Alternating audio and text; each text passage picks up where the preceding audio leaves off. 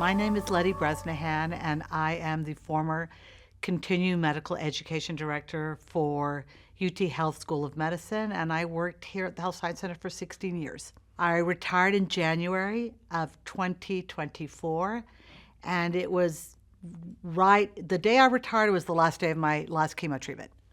Well, I think my message is basically first, if there are guidelines, listen to your primary care provider. And if the primary care provider says, you need a mammogram once a year, don't delay, do it. That's how I found mine. I always went to my routine mammograms, and it was time to go again in 2023, and I was called back. I received a letter, and the letter said, we see something suspicious, we'd like you to come back for a second mammogram.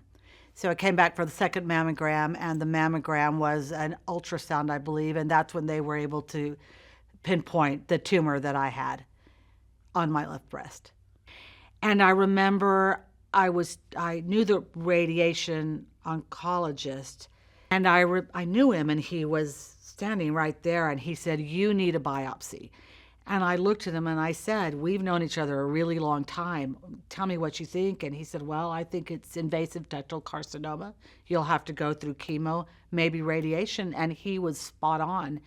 And from that point forward, it was a specialist after specialist, lots and lots of appointments. It was very, very frightening. I remember being very scared, and I met Dr. Lathrop with my primary. I knew her well. I had worked with her for so many years. She was the educational specialist in my field, so I relied on her quite a bit in my prior job.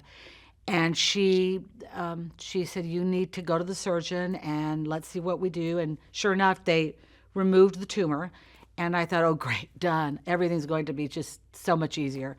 Well, no, that wasn't quite the way my journey went. My experience before I was diagnosed, was I just had such a deep respect and admiration for what they did.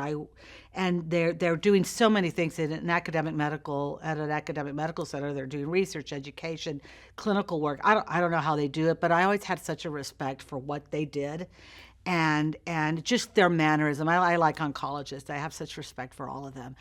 And once I became a patient, it was definitely a different vibe. I don't know how else to explain it. And I still recall sitting with Dr. Lathrop, and she said to me, well, you've got a choice with the tumor. You can do a lumpectomy or a total mastectomy. And she presented the data. Well, when she presented the data and the differential between the two, I thought, no, I'll do a lumpectomy, even though you go back to your world of friends and family. They're, oh, no, just get rid of everything. But I knew the data, and the data was far more compelling than friends just saying, oh, get rid of it. So my experience has been exceptional, and I'm just really thankful that they can do what they do, because I could never do what they do. And then when I started radiation, I remember meeting with the radiation oncologist, Dr. Bonin, here at the Health Science Center, and he said, I think we're going to give you an extra week. And I thought, oh, no, please. He said, no, and we need to give you an extra week. You were going to go 35 days. And of course, they gave me the pros and cons, all the physicians, and the benefit. And so, of course, I said yes. I mean, sometimes it was somewhat reluctant, but I did it. Mm-hmm. It was absolutely horrible, and I felt like I was prepared. And I remember when I'd go in for the treatments, that wasn't so horrible. The staff, the nurses, just outstanding. And I'd come home and I'd go right to sleep, so it was not so bad. It was just afterward. A few days later, that's when I felt like the real impact, and just having to set my mind in a place that I knew I was going to have to do this 16 times. So I had a mammogram a few months ago, and I was clear, so thrilled about that. I had follow-up with Dr. Lathrop, so now I'm on what they call maintenance therapy. I take 2 drugs a day, and that's presented its own challenges, because between radiation and maintenance therapy, I was feeling really pretty good. Then I started taking these drugs, and they're just like powerful, and they make you feel kind of crummy. So you have to kind of work through that. I mean, that's the reality. And what can I do to make myself not so feel better? Listen to your physicians and really take to heart what they have to say. clearly ask questions and still do what's best for you. But I would highly recommend listening to what they have to say, because they really know. And it's totally invaluable when they all come together and congregate and they share knowledge and they disseminate knowledge. And we've got people from all over the world, over 10,000 attendees, probably 50% international, students, fellows, young clinicians.